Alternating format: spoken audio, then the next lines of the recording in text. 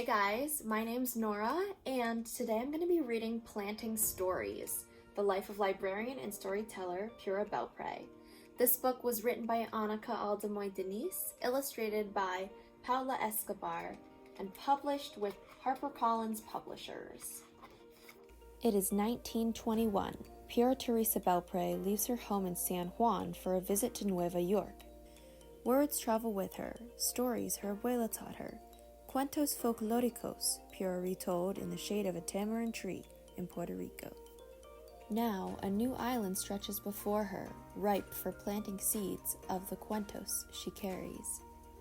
Manhattan, a city of hustle and bustle, bigger, louder, crowded, yet alive with hope and possibility. What began as a visit to celebrate her sister's wedding becomes the first steps in a new land, y una vida nueva for Pura. She works first in a garment factory, but it is cold floors and hard edges, not the soft, fertile ground where seeds take root. Then, a golden opportunity, una bendición. The library needs a bilingual assistant.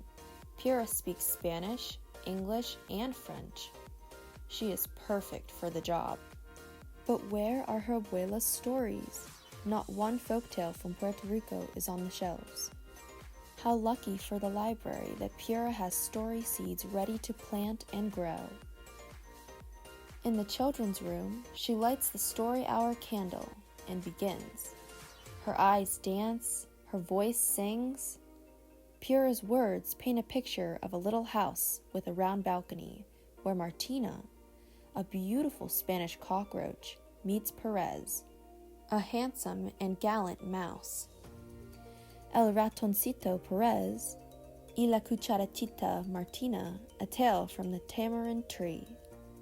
When Pura's story is done, each child makes a wish on the candle, and with a wisp of air, la vela is blown out. Now Pura has a wish too, to plant her story seeds throughout the land. Pura learns to make puppets. She snips and sews their clothes, paints their delicate faces.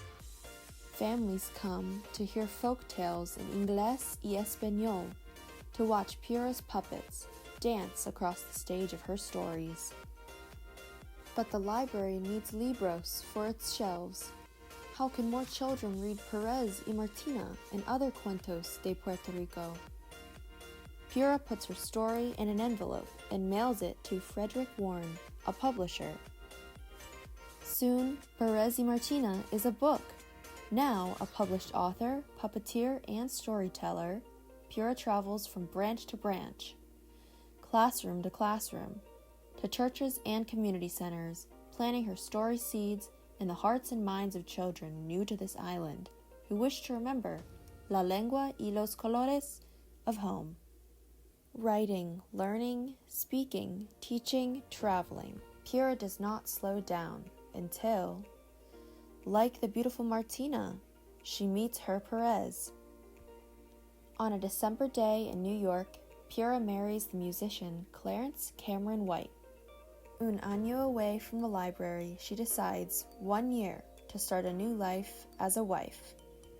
But a year stretches on. Together they travel to new cities. Clarence plays his music, Pura tells her stories. They are happy years of music and writing, separations and reunions, friends, family, and stories, always. Until, on a June day in New York, Clarence stops playing his music, and Pura's story must begin again. It is 1961. Pura returns to the library. There are others now, storytellers who make puppets dance, who read Perez y Martina, the tiger and the rabbit, Juan Bobo, the three magi, and many more of Pura's stories to the children. The seeds she has planted, the roots that grew shoots into the open air of possibility, have become a lush landscape into which she steps, as though she has never left.